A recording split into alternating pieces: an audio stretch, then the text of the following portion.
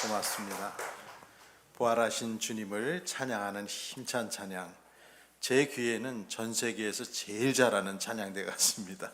아마 여러분의 마음도 늘 그렇게 동참하시는 줄 압니다. 감사드립니다. 기독교는 부활의 종교입니다. 2000년간 기독교인들이 간직하고 찬양하고 앙망했던 것은 바로 부활이었습니다. 한 번 죽은 인간이 다시 살 수 없을 것이라는 이 세상의 생각을 예수께서는 죽음을 이기시고 무덤에서 살아나심으로 뒤집으셨습니다. 오늘 본문 고린도전서 15장 13절 14절에는 이런 구절이 있습니다. 죽은 사람의 부활이 없다면 그리스도께서도 살아나지 못하셨을 것입니다. 그리스도께서 살아나지 않으셨다면 우리의 선포도 헛되고 여러분의 믿음도 헛될 것입니다. 예수님께서 무덤의 문을 여시고 나오시어서 제자들과 많은 사람들에게 40여일 동안 자신을 나타내신 것은 우리 또한 그 몸을 받을 시간이 앞으로 다가온다는 것을 알려주시는 사건이었습니다. 예수님은 이 땅에 오실 때 좋은 선생으로 오셔서 부처나 아리스토텔레스를 능가하는 그런 가르침을 주시려고 세상에 오신 것은 아닙니다. 하늘의 보좌에 계셨던 삼위일체 2위 성자 예수님은 이 땅에 있는 일생 동안 죽음의 공포에 눌려 종노릇하는 사람들에게 해방을 주시려고 오셨습니다. 우리들은 죄의 결과로 죽음을 맛보게 되었고 예수께서는 그 죄값을 치루어 주심으로 우리들이 영원한 생명을 살 수 있는 길을 마련해 주셨습니다. 그래서 우리가 잘 아는 종교개혁가 존 칼빈은 말하기를 예수님의 죽으심은 죽음 자체를 죽이는 죽음이다, 그렇게 말을 했습니다. 부활에 대한 계시가 아주 압축되어 있는 부활의 장을 말하라면 고린도전서 15장을 말하는데요, 그 중에 26절에는 맨 마지막으로 멸망받을 원수는 죽음이라는 구절이 있습니다. 그 의미는 마지막 원수로서 죽음이 무력화된다라고 하는 뜻인데요, 성경은 저와 여러분에게 필연코 있는 죽음을 자연스러운 순환으로 보지 않습니다.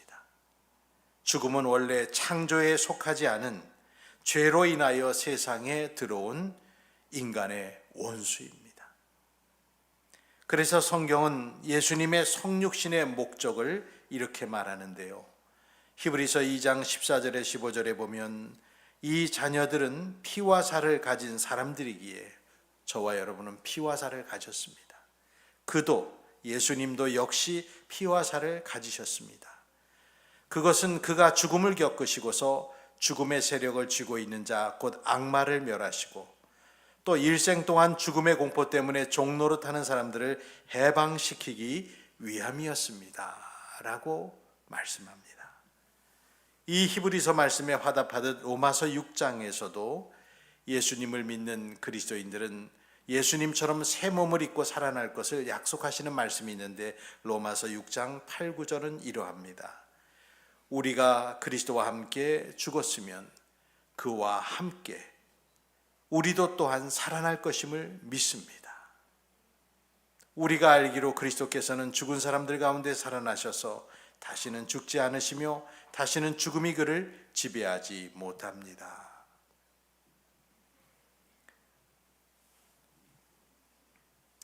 우리가 부활의 시간에 만날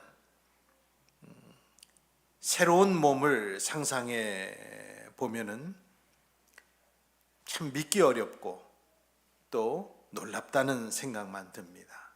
새 몸은 어떤 몸일까요? 그런데 그러한 궁금증은 우리만 가지고 있는 것이 아니라 2000년 전에 믿기 시작했던 기독교 신자들도 똑같이 생각했습니다. 고린도전서 15장 35절을 같이 읽겠습니다. 35절, 그러나 죽은 사람이 어떻게 살아나며 그들은 어떤 몸으로 옵니까? 하고 묻는 사람이 있을 것입니다. 지금도 있지요. 지금으로부터 20여 년 전쯤에 나온 영화가 하나 있는데 아일랜드라고 하는 영화가 있었습니다. 미래 사회에서 인간들이 자신의 복제 인간을 유전자로 만들어 놓고 그 복제 인간을 통해서 장기 이식을 받거나 대리 임신을 하는 등의 그런 예비 부품으로 자기를 위해서 사용한다는 이야기를 갖고 있는 영화인데요. 영화 속의 복제 인간들은 자신들이 진짜 인간이라고 믿으면서 아일랜드라는 낙원에 추첨되어 갈 기회를 모두 기다립니다. 그런데 주인공은 어느 날 이 모든 시스템이 거짓임을 알고 탈출해서 자신의 원본 인간을 발견하러 갑니다. 굉장히 흥미로우면서도 또 생각하게 하는 영화였습니다. 인간이 생명을 관리하고 또 영생을 위해서 생명을 소비하는 그런 시도를 그린 영화였습니다. 인간의 목숨은 언젠가는 끝이 납니다. 몸은 늙고 기운을 잃어 서서히 인간의 육체는 무너져 갑니다. 그것을 지켜보고 또 스스로 몸소 경험하는 우리들은 다른 무엇보다도 슬픔을 느낍니다.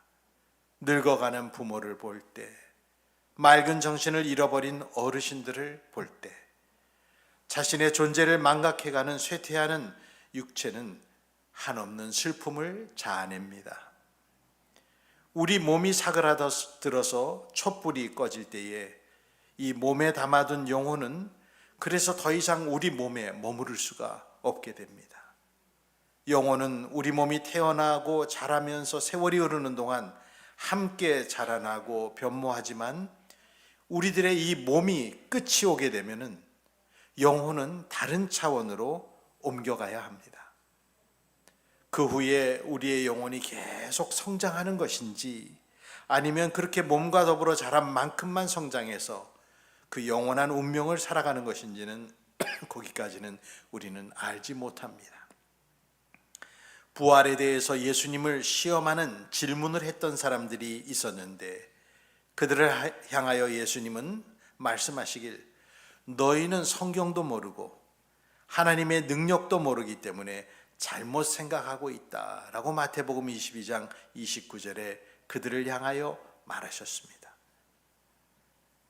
그 말씀처럼 우리들도 성경을 잘 모르고 하나님의 능력도 잘 몰라 부활에 대해서는 무지한 것이 자연인으로서의 우리들의 모습입니다. 그러나 우리는 주님의 말씀과 사도들의 말을 통해서 우리의 헤아림의 영역을 뛰어넘는 여기 이곳을 넘은 그곳과 차원에 대한 지식을 얻을 수 있습니다.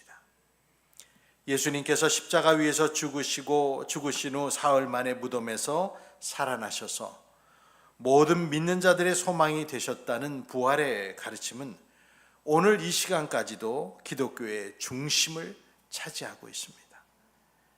고린도전서 15장에는 부활에 대한 비밀이 담겨 있습니다. 바울은 부활 사건을 너무 중요하게 여겼습니다. 그래서 만일 부활이 없다면, 예수님께서 부활하지 않으셨다면 우리 기독교인들의 믿음은 다 헛되고 우리는 여전히 죄 가운데 살고 그리고 그동안 예수 믿다가 살다 죽은 사람들은 다 멸망할 것이라고 18절에 말했습니다. 그리고 더불어 자기는 거짓말쟁이, 사기꾼이 될 뿐이라고 15절에 말했습니다. 그뿐이 아니죠. 기독교인들이 부활이 없다면 우리가 바라는 것이 다만 이 세상에 해당하는 것이라면 우리 기독교인들은 세상 모든 사람들보다 가장 불쌍한 사람이 될 거다. 그렇게 19절에 추가로 말을 했습니다. 부활이라고 하는 기초석을 빼낸다면 기독교의 소망의 집은 허물어지고 그 집안에 사는 사람들은 망할 것이라는 매우 신랄한 이야기를 사도 스스로가 했습니다. 그러나 부활은 분명히 일어난 사건이며 제자들은 예수님의 부활을 목격한 그 이유 때문에 집으로 가던 발걸음을 멈추고 증인의 삶의 길로 들어서게 되어 오늘날의 기독교가 이 땅에 있게 했습니다. 믿는 자의 부활의 비밀이 오늘 성경 안에서 선포됐는데 22절에 이렇게 말하죠. 함께 읽습니다. 아담 안에서 모든 사람이 죽은 것 같이 그리스도 안에서 모든 사람이 삶을 얻으리라. 여러분 믿으시기 바랍니다. 그리스도 안에서 모든 사람이 삶을 얻으리라. 그리고 51절 52절에 비밀이 나옵니다. 함께 읽습니다. 보라, 내가 너희에게 비밀을 말하노니 우리가 다 잠잘 것이 아니요 마지막 나팔에 순식간에 홀연히 다 변화되리니 나팔 소리가 나매 죽은 자들이 썩지 아니할 것으로 다시 살아나고 우리도 변화되리라. 아멘. 예수님의 부활은 단지 예수님에게서 끝나는 것이 아니라 예수님이 재림하시는 날에 죽은 자들도 썩지 않을 새 몸으로 변화된다. 그 약속이십니다. 바울이 전한 이 부활에 대한 소식을 믿는 사람들, 현대인들 가운데는 점차 줄어가고 있습니다. 작년에도 그 통계를 한번 말씀드린 적이 있지만 기독교인이 많다고 하는 미국인들 중에도 한 25%, 26%밖에는 부활을 믿지 않는다는 통계가 있습니다. 아직 잘 깨닫지도 못한 미지의 과학 이야기는 과학적으로라고 말하면 확정된 진리도 아닌데 수월하게 믿는 사람들이 많은데도 유독 죽은 자가 다시 몸을 입고 살아난다는 것은 말도 안 된다는 반응으로 아예 생각 외로 제쳐놓고 삽니다. 미개인들이나 믿을 것이고 고대인들의 신화 정도로 부활을 생각하는 이들도 굉장히 많습니다. 부활의 교리는 그러나 꼭 현대인들만 믿기 어려운 게 아니라 당시에도 그랬습니다. 오늘 12절에 보면은 그리스도께서 죽은 자 가운데 다시 살아나셨다 전파되었거늘 너희 중에서 어떤 사람들은 어찌하여 죽은 자 가운데서 부활이 없다 하느냐. 당시의 헬라 문명권 속에서 사람들은 이런 플라톤의 철학의 전통 속에서 인간의 몸을 영혼의 감옥이라 생각하고 육체적인 부활은 없다라고 생각하는 그런 이원론적인 철학에 영향을 받은 많은 교인들이 있어서 그들이 물었던 것이죠. 35절처럼 죽은 자들이 어떻게 다시 살아나며 어떠한 몸으로 오느냐. 그들에게 있어서 몸은 극복해야 될 것이지 회복해야 할 것이 아니었습니다. 그러니 몸이 다시 살아난다 하는 사도들의 선포는 이 사람들의 듣기에 퇴보처럼 느껴졌습니다. 왜 영혼이 해방되어서 자유로워지는데 또 다시 그 옛날의 몸으로 돌아가느냐 하는 것이지요. 우리들 가운데도 기독교의 교리를 대부분은 믿지만 유독 부활에 대한 교리는 아직 확신에 이르지 못한 사람들도 있습니다. 죽음이란 실로 우리에게 어마어마한 많은 질문들을 불러일으키는 주제입니다. 자기 몸이 늙어가고 병들고 또 사랑하던 사람들을 하나둘 땅에 묻고 뒤돌아서서 올 때 우린 자연스럽게 묻게 됩니다. 이 몸 이후에 무엇이 오는가? 몸이란 영원히 사라지는 것인가? 기독교는 몸의 부활을 믿는다는데 그러면 나는 어떤 몸으로 다시 살게 될 것인가? 묻게 되는 것이죠. 바울은 이 질문을 받아서 그대로 대답해 주는데 35절에서 44절까지 그 내용이 담겨 있습니다. 35절을 제가 다시 읽어보면 누가 묻기를 죽은 자들이 어떻게 다시 살아나며 어떠한 몸으로 오느냐 할 것이다. 바울은 36절에서 먼저는 이 질문을 어리석다 그랬습니다. 다소 거칠게 들릴 수 있는 일축하는 말이지만 바울이 감정적으로 반응한 것이라기보다는 창조 세계 안에 둘러보면 이미 답이 있는데 그것을 사람들이 보지 못하기에 어리석다라고 대답한 것이죠. 먼저는 바울은 씨앗 이야기를 36절에 합니다. 땅에 심겨진 씨앗은 우리 눈에 볼 때 마치 죽은 것처럼 보이지만 그 죽음이 생명의 시작입니다. 심겨진 씨앗과 땅에서부터 나온 식물은 같은 생명이지만 형태가 전혀 다릅니다. 씨앗과 열매는 연속성이 있으면서도 또 다른 한편에는 불연속성도 있습니다. 그와 마찬가지로 우리가 하나님께로부터 받을 부활의 몸도 우리가 지금 가진 몸과 전혀 무관하지 않는 연속성을 가지고 있으면서도 또 다른 전혀 다른 형태의 불연속성을 가진 몸이 될 것이라는 것이죠. 도토리와 참나무를 옆에다 놓고 보면은 이 두 가지가 같은 생명에서 비롯됐다는 것을 모를 수 있습니다. 이게 변하여 이게 된다고? 야, 신기하구나. 사물의 영광도 또 차원이 다르다 했습니다. 40절, 41절 말씀처럼 하늘에 속한 몸도 있고 땅에 속한 몸도 있고 몸들의 영광이 저마다 다르다 했습니다. 바울은 이렇게 씨앗으로부터 설명을 시작하시며 죽은 사람의 부활도 이와 같이 썩을 것으로 심고 썩지 아니할 것으로 다시 살아날 것이라고 여러분이 받을 새 몸에 대해서 말해줬습니다. 부활이라는 이 기독교의 교리는 창조의 갱신을 말합니다. 대체가 아니라 우리가 가진 인격이 영화로운 형태로 변하는 갱신, 새로워짐을 말합니다. 우리가 기다리는 부활의 몸은 낯선 누군가의 이질적인 몸이 아닙니다. 지금 이 몸, 나의 이 인격이 하나님의 영광 안에서 새롭게 변모된 모습입니다.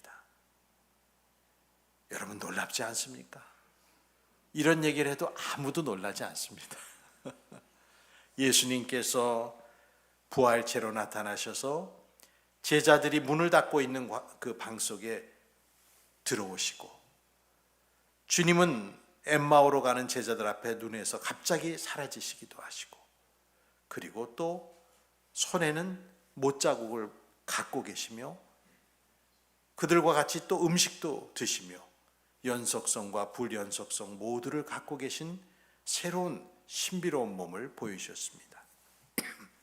하나님은 부패한 것에서 영광스러운 것을 이끌어내십니다. 물질의 썩음 앞에서 하나님의 능력은 절대 멈춰지지 않습니다. 변화의 능력은 창조의 능력 속에 있습니다. 예수님께서 십자가를 지시기 얼마 전에 죽은 지 나흘이나 지나 썩은 이 나사로를 무덤에서 살리시면서 하나님의 생명의 능력을 시연해서 보여주셨습니다. 그리고 그 자리에서 하신 유명한 말씀, 나는 부활이요 생명이다.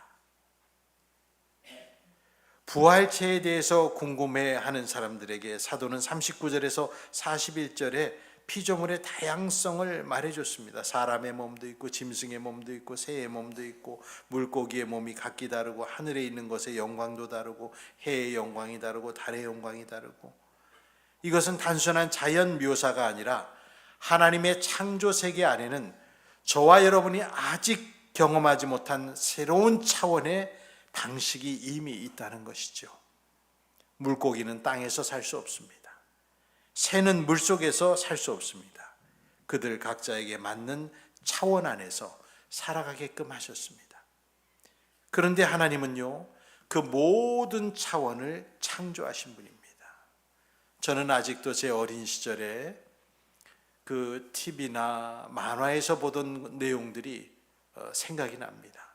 당시에는 모든 소년들이 그랬던 것처럼 4차원의 세계 막 거기에 대해서 골몰하고 TV 드라마나 영화에 4차원의 세계로 들어가는 문이나 이런 그런 주제의 이야기가 나오면 홀딱 빠져서 그걸 보곤 했습니다. 얼마나 흥미로웠는지요.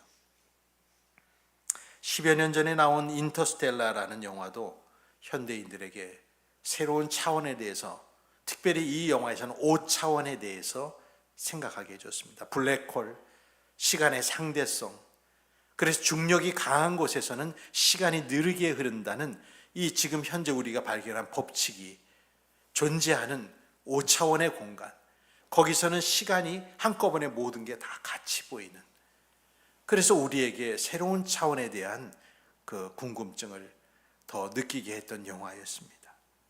하나님의 무한 광대한 능력은 우리가 생각할 수 없습니다. 지난 수요일에 미국에서 어떤 일이 있었습니까? 케네디 우주센터에서 54년 만에 유인 달 탐사선 아르테미스 2호가 발사됐습니다. 이번에 하늘로 날아간 저 탐사선은 직접 달 표면에 착륙하진 않지만 4명의 우주 비행사가 탑승해서 달 궤도를 비행한 후에 지구로 귀환하는 약 열흘간의 여정을 수행할 것입니다.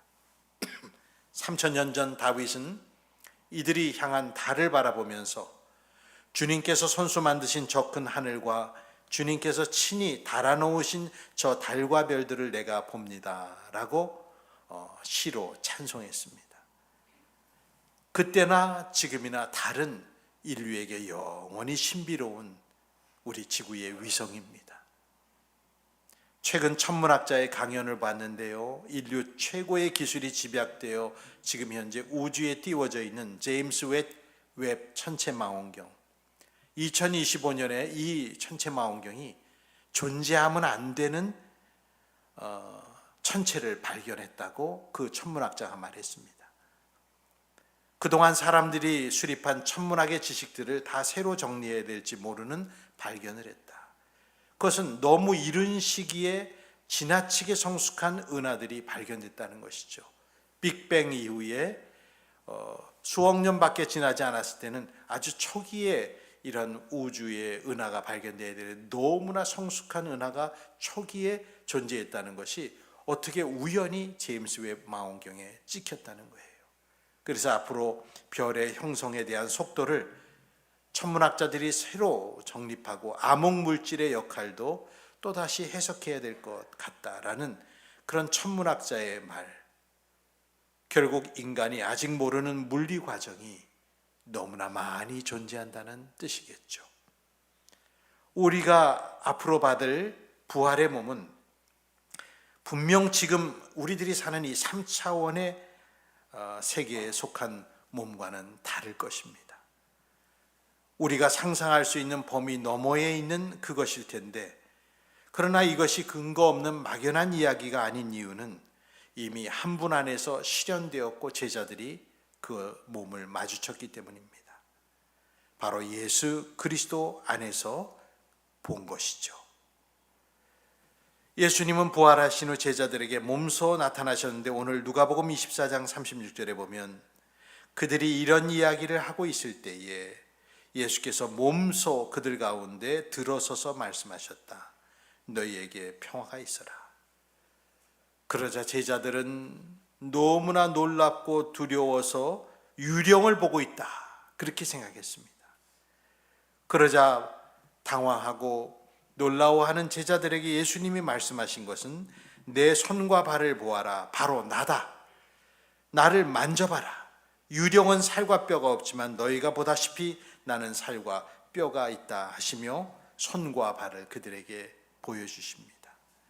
그리고 제자들과 물고기 한 토막을 드시며 친히 음식도 드셨습니다. 그것이 바로 부활체의 모습이었습니다. 초기 사도들에게 예수님의 부활은 단순히 한 사람이 무덤에서 걸어 나온 사건이 아니라 내세가 이미 이곳에 있음을 의미했습니다. 사랑하는 형제자매 여러분, 내세는 이미 이곳에 있습니다. 다음 차원의 존재 방식이 예수님 안에서 이미 시작됐습니다. 그리고 그것이 지금 우리를 향해 다가오고 있는데, 부활체는 아득히 먼 미래 이야기가 아니라 지금 시작된 미래입니다. 부활의 때 우리가 받을 육체를 설명하기 위해 바울은 고린도전서 15장 42절부터 44절의 말씀에 네 쌍의 대조를 말하므로 부활의 몸이 어떤 종류의 것인지를 설명했는데, 첫 번째 대조는 썩을 것으로 심고 썩지 않을 것으로 우리는 다시 살아날 겁니다, 그랬습니다. 지금 우리의 몸은 썩고 부패합니다. 세포가 노화하고 피부가 주름지고 뼈는 나날이 약해집니다. 그러나 부활의 몸은 썩지 않는 몸입니다. 다시 말해 시간의 공격을 받지 않는 몸입니다. 두 번째 대조는 욕된 것으로 심고 영광스러운 것으로 다시 살아나는 몸이라 했습니다. 지금 우리 몸은 한없이 낮아짐을 경험하는 몸입니다. 질병 앞에서 낮아지고 고통 앞에서 낮아지고 결국 죽음 앞에서 완전히 낮아집니다. 그러나 부활의 몸은 영광된 몸이죠. 하나님의 영광을 담은 몸입니다.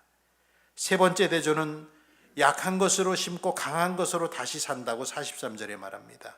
지금 우리 몸은 약합니다. 상처받고 지치고 한계를 만났는데 부활의 몸은 능력의 몸이요 강한 몸이라 했습니다. 마지막 대조로 육의 몸, 자연적인 몸으로 심고 신령한 몸으로 다시 산다 했습니다. 그래서 이 네 가지의 대조를 한마디로 표현한다면 아무리 세월이 흘러도 썩지 않고 낡지 않으며 병들지 않고 고단하지 않은 그런 몸, 부활의 몸이 바로 그러한 몸이라는 것입니다.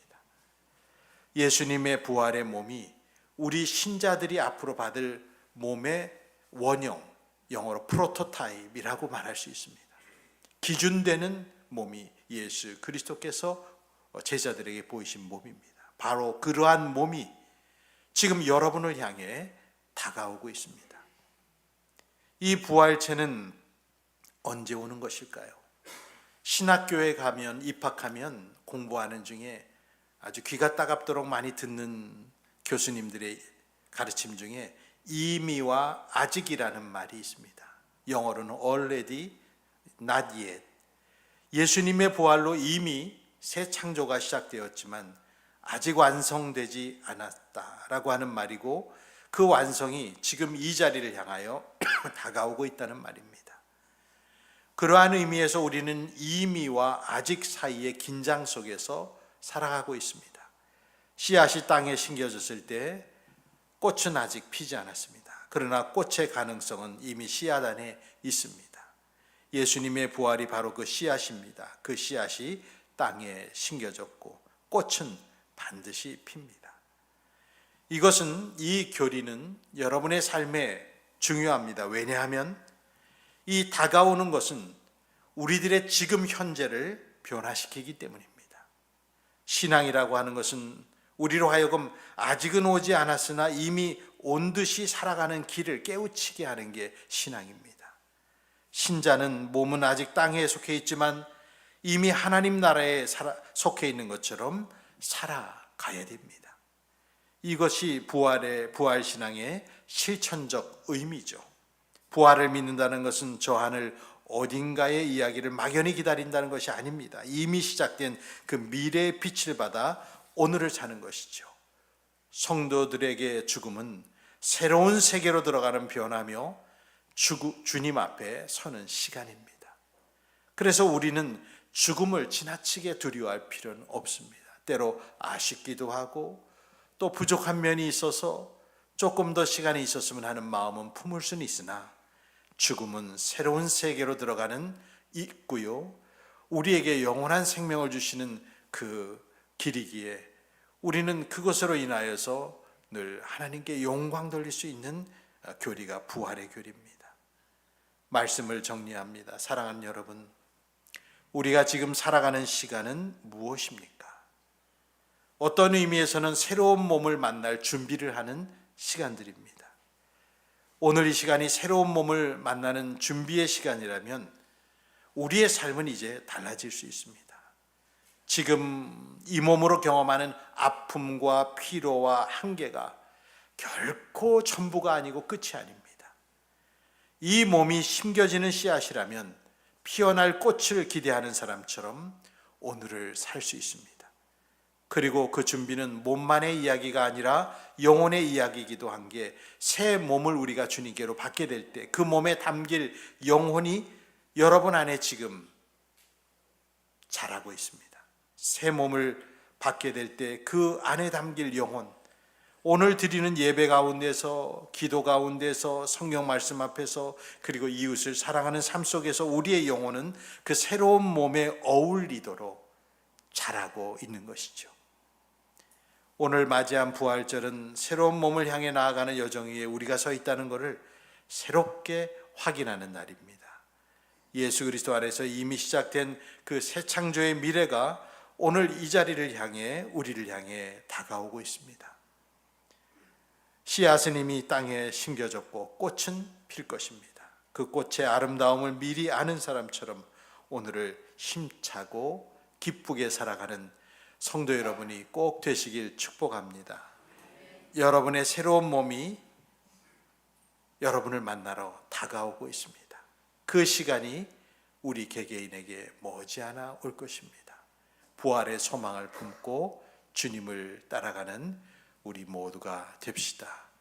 할렐루야. 예수님 부활하셨습니다. 아멘. 기도하겠습니다.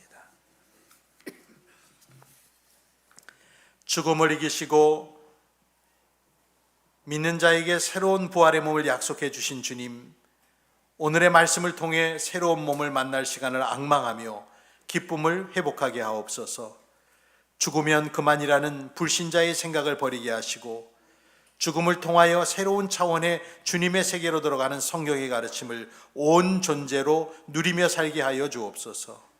부활의 소식으로 인해 죽음을 두려워하지 말게 해주시고 육체가 약해지는 것도 이 땅에서 겪어야 할 우리 몫의 고난임을 깨닫고 주님의 진리에 복종하면서 우리들의 마음이 순해지게 하옵소서. 새로운 몸을 만날 날을 기다리며 하루하루 빛으로 다가서게 하옵소서. 부활하신 예수님의 이름으로 기도드립니다. 아멘. 찬송 171장 찬송입니다.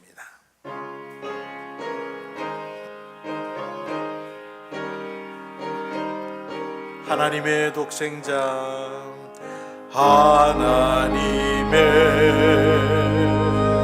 독생자 예수 날 위하여 오시었네. 내 모든 죄 사시려고 십자가 지셨으나 다시 사셨네. 살아계신 주 나의 참된 소망 두려움이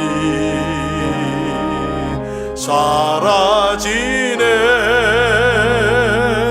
사랑의 주내 갈 길인 동안이 내 모든 삶의 기쁨 늘 충만하네. 주 안에서 거듭나누리 기뻐하며 찬양하리. 가슴 속에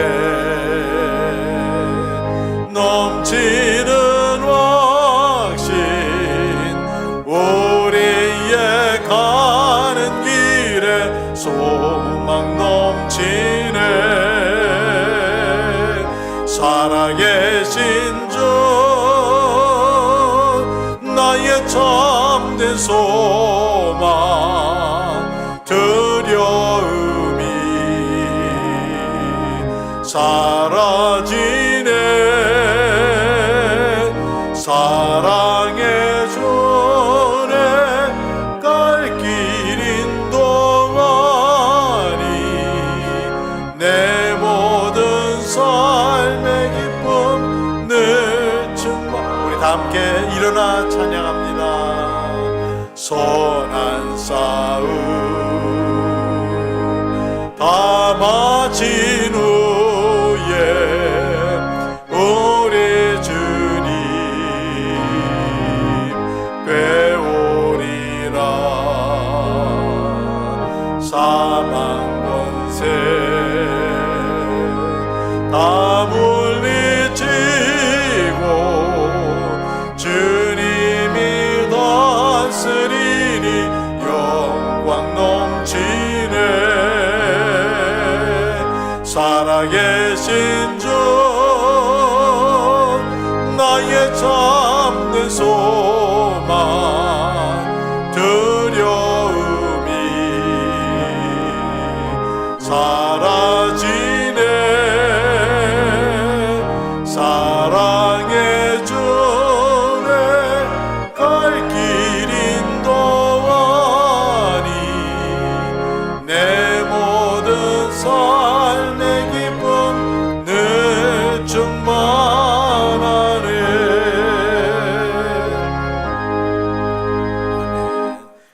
옆에 있는 분들에게 부활의 인사드립니다. 예수 다시 사셨습니다. 우리 함께 인사하겠습니다. 할렐루야. 예수 다시 사셨습니다. 기도합니다. 이제는 우리 구주 예수 그리스도의 은혜와 하나님 아버지의 극진하신 사랑과 성령님의 은총이 부활의 복음을 나의 복음으로 받아들이며 하나님께서 이후에 허락하실 새로운 몸을 기다리는 마음으로 이 고통과 어려움이 많은 세상을 극복하며 오늘도 소망 속에서 살아가기를 다시 한번 주님께 기도하며 돌아가는 성도들 위해와 육체의 연약함 속에 주님의 은혜를 앙망하는 모든 성도들과 전쟁으로 인하여 죽고 다치고 또 고난 속에서 눈물 짓는 모든 이들에게 영원토록 함께 있을지어다. 아멘.